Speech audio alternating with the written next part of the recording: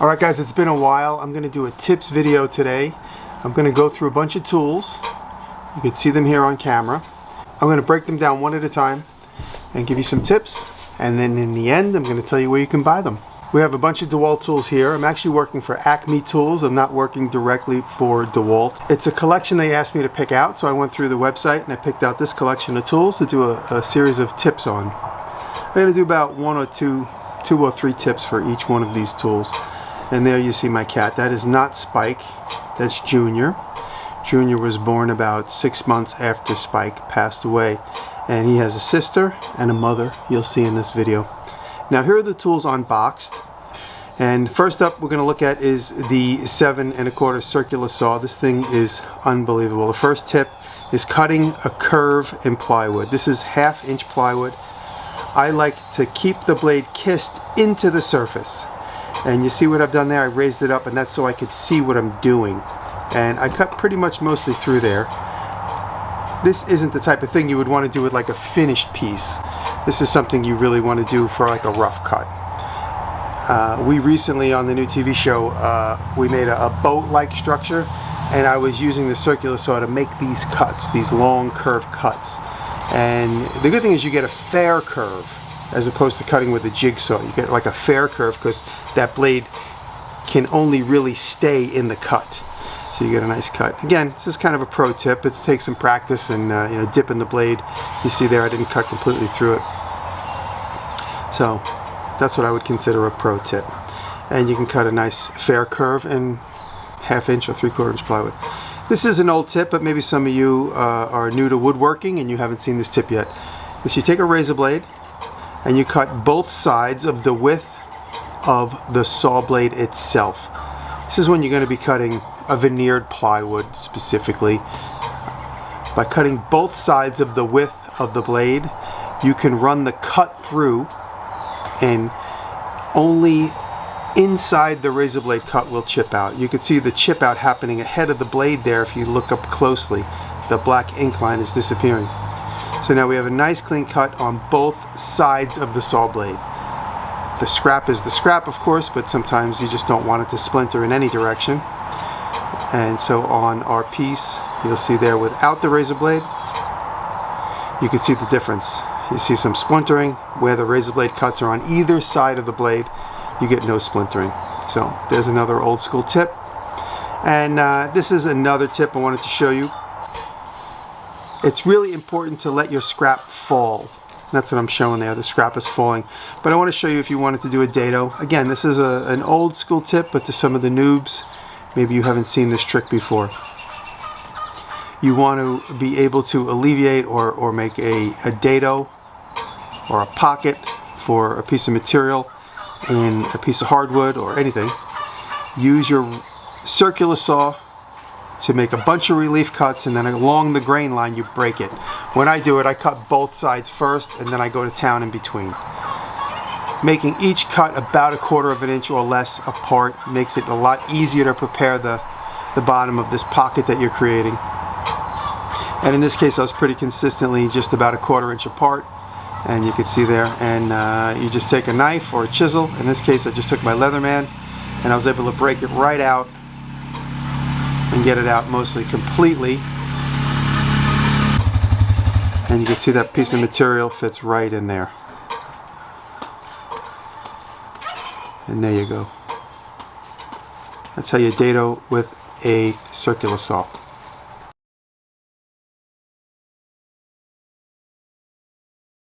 Okay, next up is the jigsaw, and I'm going to show you a couple of simple tips with the jigsaw. Some you may not have seen, some you may have seen. I'm going to cut out this square, and in the process of cutting out this square, I came up with several techniques, and one of which was that plunge that you just saw.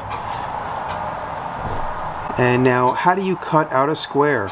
You got to start to remove it in little pieces, and if you notice there, I'm nibbling away just the width of the blade so that I can then go 90 degrees. So I'm nibbling away with the teeth on the front of the blade. Now here I turn the blade sideways, and then I start cutting. One thing I also do is, just like in the Circ saw video, the Circ saw tip, I razor blade any cross grain that I'm cutting. Cutting with the grain won't chip severely as cutting, especially on plywood. So I raise the blade out, and now you see I got two sides of my square cut, and now I just go bury into the corner, and I'll do the same exact thing here where I'm nibbling out just enough to get that blade flat against the inside of that corner so that I can then go across to the other corner. And there I'm coming across. Again, I didn't have to raise the blade that because there was grain, so now you got to do long sweeping curves with a jigsaw blade.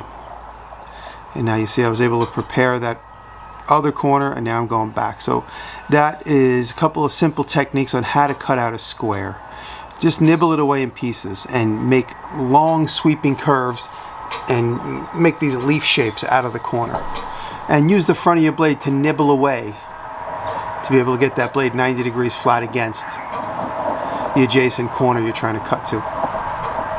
And I want to show you something. On most jigsaws you have these 4 settings. It's 3 nibble settings and 1 regular setting with nothing in it. And what it's doing is it's pushing that blade back or forward.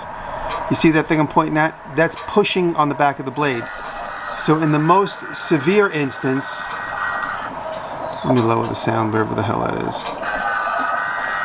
In the most severe instance, it's pushing. It creates a rough but very fast cut, very rough, aggressive cut. And then you have varying degrees of that dialing down till you don't have any push on the back of the blade. And having no push on the back of the blade is good for, say, cutting metal or cutting a fine cut where you don't want the veneer to rip up at all. And a good tip is to cut a veneer with a metal saw blade with no push on the blade rest. You know, with zero, I don't know what they call that pushy thing. With zero pushy thing. With a metal cutting blade on a veneered plywood, you get a pretty decent cut.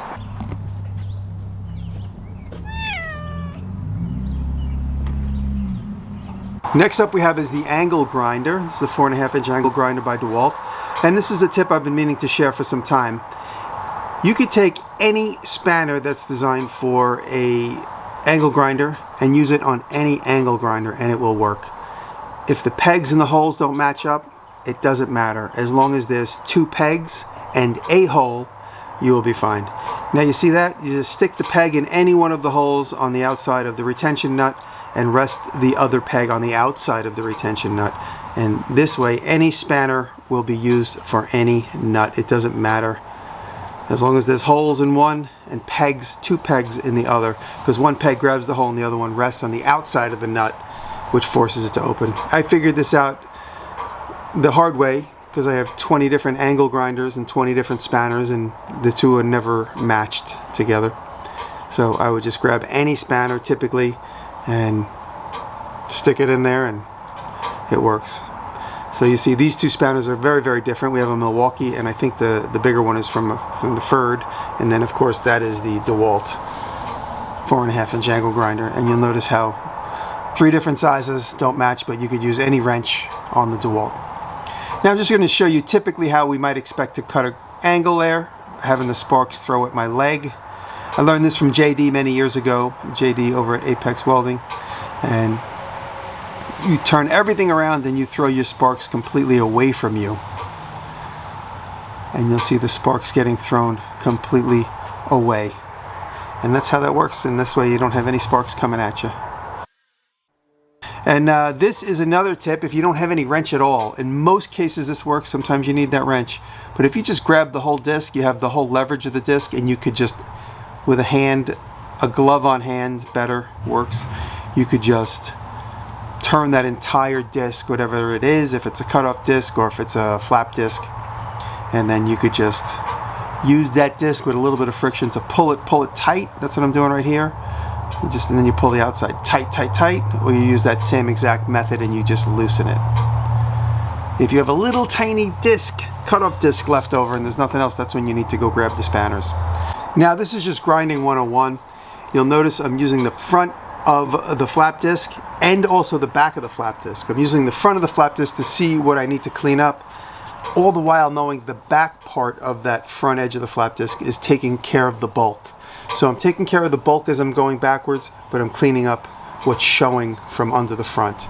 And this way you start over it and you pull it across it like this, slowly working back and forth, and you start cleaning up where you're coming from to where you're going.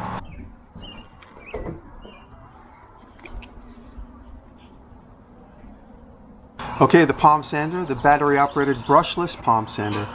How do you line up your holes? You could drop it on, but sometimes it doesn't always work. I bend it and I line up those 2 holes and the other 4 holes line up. Here's what I do. Just give it a little bend, plop it on those holes. And now it's just a technique. This is just technique. This is really a tip. I use the front edge of the sanding. Just like I just showed you on the grinder, I'm using the front edge. I'm using the front edge to work and cut. So you're getting a lot more cutting action on the outside edge of your disc than you are in the middle. So I'm using those long strokes on the outside edge to do most of the cutting, and then the middle flattens it. And you'll notice if you kind of ride the edge, not just against the whole thing, but ride the edge, you'll start to get a better quick cut. And this is just, again, super simple tip. You might already know this, I'm sure you do. But for those few people that don't, if you're using walnut, for instance, or a light colored wood, empty out your dust collector on the palm sander itself. Collect some dust from that particular species of wood and mix it with an epoxy or a yellow glue or a CA glue. In this case I'm using CA glue just for speed. There's some CA glue in there. Let it cure, give it a few minutes, maybe activator. I personally let it dry if you're using CA glue, because an activator will freeze it up and might capture air in it. Also creates it to bubble a little bit. And then this way you could fill in a crack with the same species of wood, which isn't perfect, but it gives you a good running start. Depends on where and what that crack is for and how you're filling it.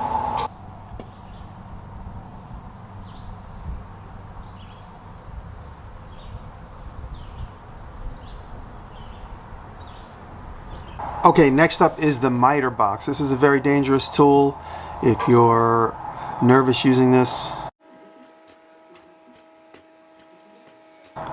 Take some time, practice, watch a lot of YouTube videos. A lot of people call this a chop saw, and I see a lot of people cutting quickly on it. It's not a chop saw like a knife. Cut slow. If you chop like I just did, you're gonna get a rough cut. You can compare the cuts, the slow cut versus a rough cut. You could see. Go slow. You always want to use a dangerous tool slowly in case something jams up. You have time to correct it or at least get away from it. Don't ever use it fast. Now that's 2 sides of the same cut, one fast, one slow. You see the slow cut looks much, much cleaner.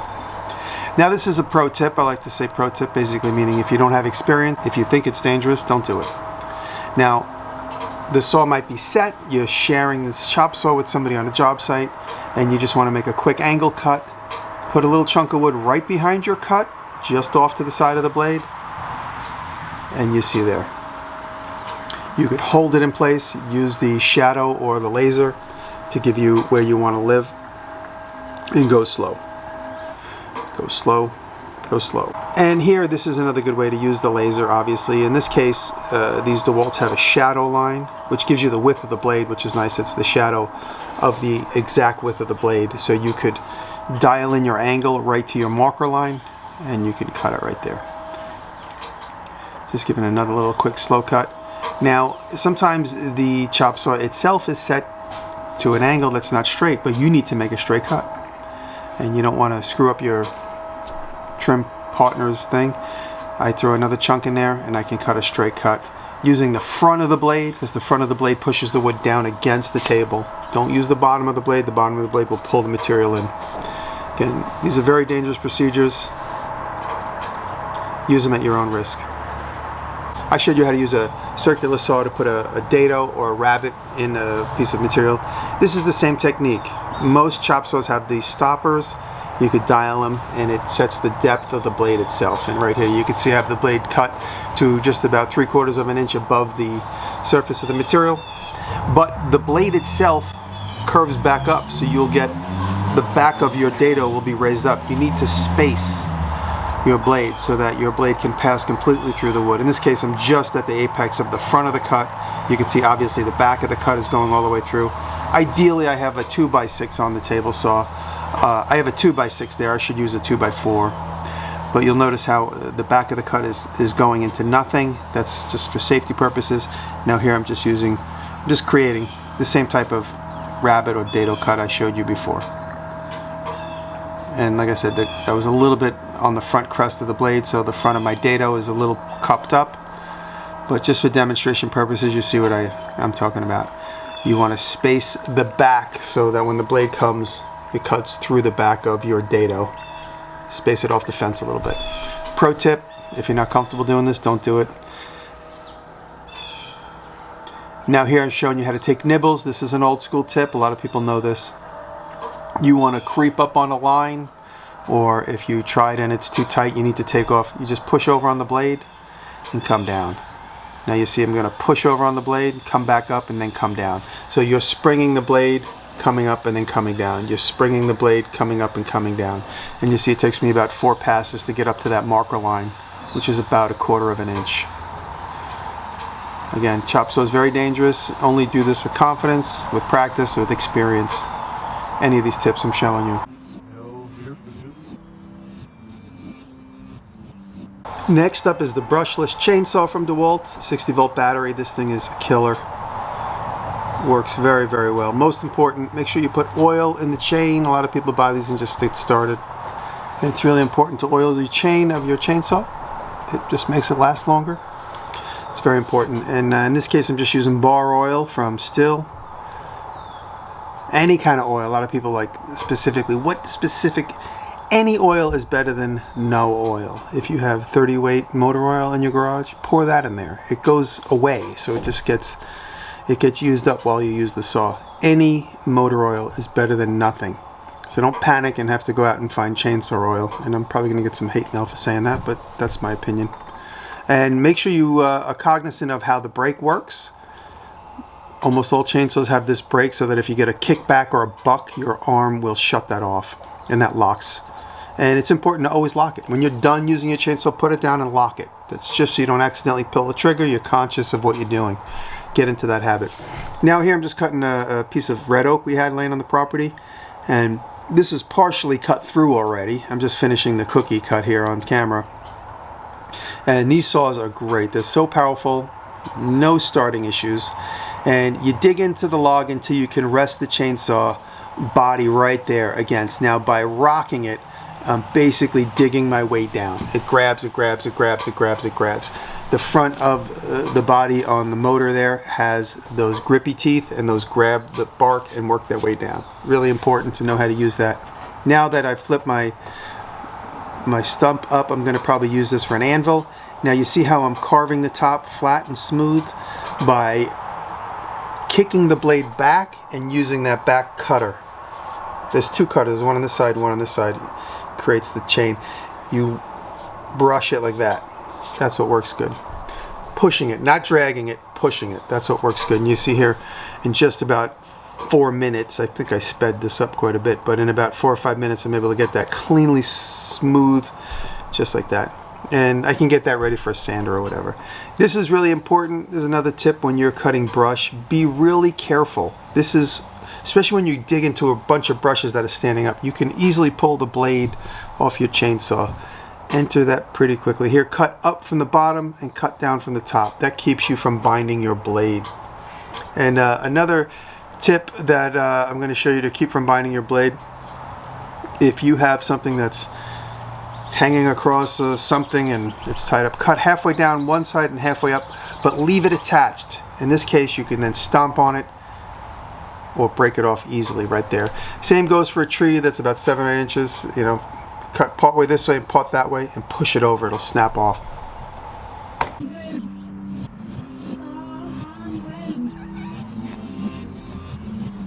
Okay, the impact driver and the drill, hammer drill. First off, I want to show you what really works for me, and that is the Robertson drivers. I've talked about this several times over the years on podcasts and whatnot. The Robertson head screws are the best screws on the market, in my humble opinion. You could see here how they're shaped, and the patented little taper on there keeps the screw on, keeps your screw on your mandrel. You don't necessarily need a magnet, although a magnet will help. Phillips will absolutely not stay in place at all. These stay in place to some extent, and you could pop things in really quickly. You have a lot more control, almost zero skipping. With a Phillips head, you're skipping all the time, and then the teeth break off. I absolutely do not like Phillips head screws. I only have Phillips heads so that when I get a crate, I can undo it. But anything leaving my shop has Robertson heads in it exclusively, and that's my opinion on that. And you'll change your opinion when you use them for the first time. Not square drives in America, but Robertsons from Canada. Here's another little tip that's really important. If you have ratchet sets, or if you do mechanic stuff like I do, get a set of these and stick them in your mechanic set. It's just impact drivers that work perfectly with 1/2 inch, 3/8, and 1/4 inch drivers. And if you take it apart old tools a lot, this makes life so much more simple to take things apart. Now, some tips on hammer drilling. You want to make sure you're in hammer drill when you're drilling anything thick. This is just bluestone. You want to go, and I'm going to talk about that, starting straight and then slowly turning your drill bit there. We're working our way through the side. Now, I drill for a few minutes, then it's really important to cool your bit off, and I just literally just stick it in a cup of water, which is going to appear magically right now, and you just want to stick your drill tip in a cup of water as you work. It's going to now get a little muddy in there. You got to be careful. It's going to want to blow some air out sometimes now that you've sealed it, but just constantly keep sticking your drill tip. What ruins any drill bit or any cutting tool is heating. Heating gets it to its critical temperature, and then it gets dull. That works also with hammer drill bits or stone drill bits, masonry drill bits. You want to make sure you keep it cool. You can literally hear it sizzle in, you know, if you were there with it, you could hear it sizzle each time you stick it in the water. Now, it's really important when you're going to hammer drill, I put that in air quotes, if you're going to hammer drill something thin, put it to drill, take the hammer off. Now, I took the hammer off, and I'm going to drill through this slowly, and I'm going to make my way right through to the other side, cooling the tip off, don't forget, and came through the other side. If that was a shower stall tile or just a masonry tile, turn your hammer off. I'll turn the hammer on and show you why. Thin stuff breaks. Thin stuff will break. If you're trying to hammer drill thin stuff, it will break if you don't turn the hammer off. Very important. No. Now, when you're drilling steel, always keep a little puddle of oil. I like to keep a little puddle. By putting a puddle, I can immerse the whole drill bit instead of having to pour all that into a little cup, which if you had a cup, that would be okay too. But another important thing about drilling steel, look for shavings. If you're not getting shavings, you're not getting a hole. It's really important to monitor. When you're looking at that hole you're drilling, and if shavings aren't coming out, your drill bit is dull. No doubt about it. Or you're trying to drill into hardened steel, and then your drill bit is now dull. No doubt about it. So make sure you see shavings. If you don't see shavings, you're not drilling a hole, you're dulling your bit. And here I'm also using water and oil. Depends on the size of your drill bit, depends on the hole you're trying to make. Use water and or oil together. The whole goal is to keep all your tool steel cool, so it doesn't get the critical temperature and go dull immediately. The side a little bit, and when your drill bit hits anything at a skew, it's going to immediately most likely break. So you got to approach that drill hole very slowly. You see I'm just slowly exiting the side, but before I go completely through the side there, I come at here and I make some more clearance. And this is an odd shaped hole you probably never need to drill, but if you're coming through any material, come out of it slowly, otherwise you'll break your drill bit.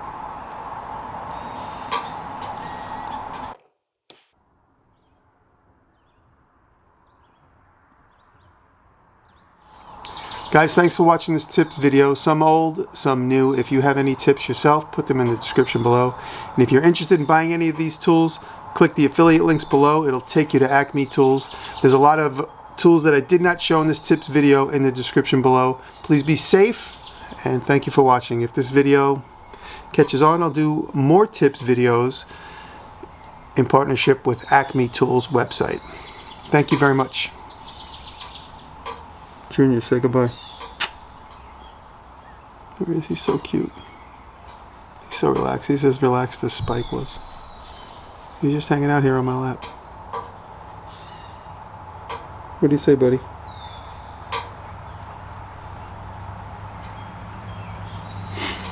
Thank you.